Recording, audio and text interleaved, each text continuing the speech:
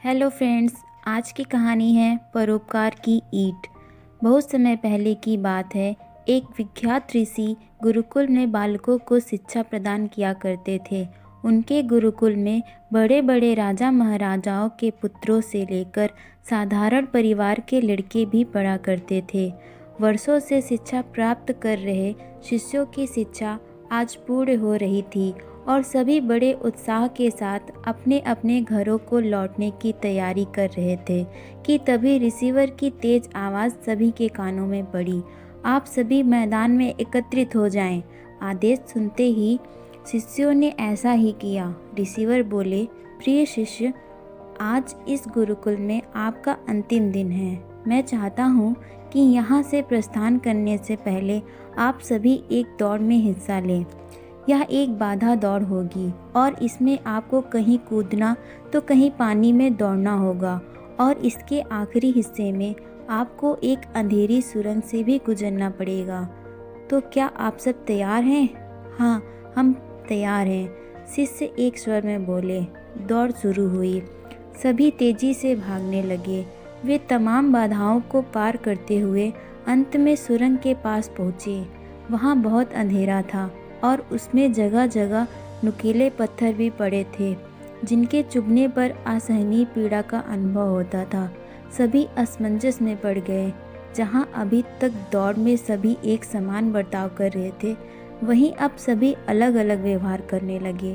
खैर, सभी ने ऐसे तैसे दौड़ खत्म की और रिसीवर के समक्ष एकत्रित हुए। पुत्रों, मैं देख रहा हूँ कि कुछ लोगों ने दौड़ बहुत जल्दी पूरी कर ली और कुछ ने बहुत अधिक समय लिया। भला ऐसा क्यों? रिसीवर ने प्रश्न किया। यह सुनकर एक शिष्य बोला, गुरुजी, हम सभी लगभग साथ साथ ही दौड़ रहे थे, पर सुरंग में पहुंचते ही स्थिति बदल गई। कोई दूसरे को धक्का देकर आगे निकलने में लगा हुआ था तो कोई संभल कर आगे बढ़ रहा था और कुछ तो ऐसे भी थे जो पैरों में चुभ रहे पत्थरों को उठाकर अपनी जेब में रख ले रहे थे ताकि बाद में आने वाले लोगों को पीड़ा न सहनी पड़े। इसलिए सबने अलग अलग समय में दौड़ पूरी की। ठीक है, जिन लोगों ने पत्थर उठाए हैं वे आगे आएं और मुझे वो पत्थर दिखाएं, रिसीवर ने आदेश दिया। आदेश सुनते ही कुछ शिष्य सामने आए और पत्थर निकालने लगे।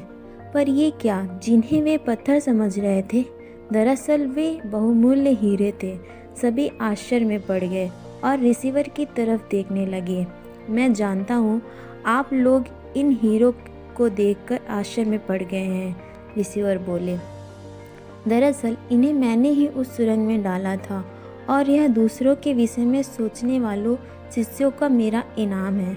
पुत्रों, यह दौड़ जीवन की भागम भाग को दर्शाती है, जहाँ हर कोई कुछ न कुछ पाने के लिए भाग रहा है, पर अंत में वही सबसे समृद्ध होता है जो इस भागम भाग में भी दूसरों के बारे में सोचने और उनका भला करने से नहीं चूकता है। अतः यहाँ से जाते जाते इस बात को गांठ बांध लीजिए कि आप अपने जीवन में सफलता की जो इमारत खड़ी करें, उसमें परोपकार की ईंटें लगाना कभी न भूलें। अंततः वही आपकी सबसे अनमोल जमा पूंजी होगी। Hare Krishna. Thank you so much for watching. मिलते हैं एक नई कहानी में। तब तक के लिए टाटा बाय बाय।